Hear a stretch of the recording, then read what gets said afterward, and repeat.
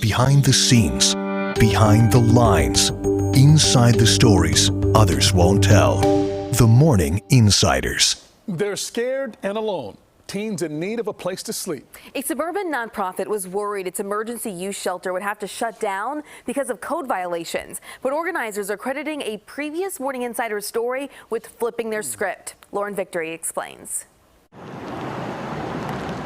The Harbour house in Des Plaines has weathered some storms, literally and figuratively. When I first arrived here, I was utterly alone. Sophia Stefanuk stayed at the emergency homeless shelter in 2019. Showing up to an old house that looked like it was built by the Three Little Pigs. And what's going on here? Oh, that would be a leak from the kitchen. Volunteer handyman Ted Sigg showed CBS 2 in March. It is definitely falling apart.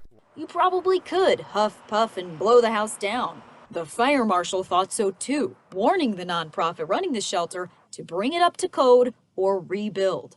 It's so emotional. Happy tears.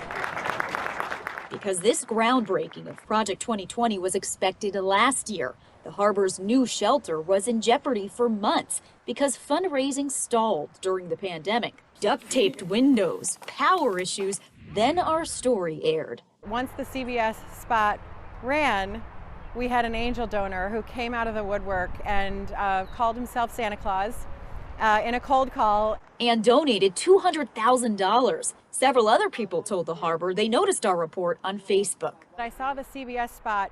I received a stimulus check. I didn't need it.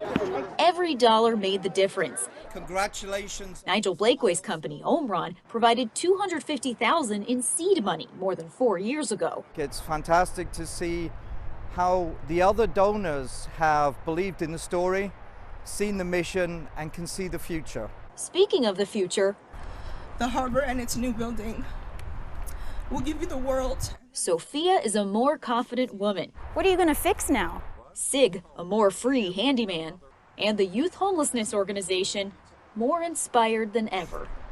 They have a tomorrow. Thank you. More Victory, CBS 2 News. And some good news. Construction on the new shelter is expected to start this week and wrap up in February of 2022.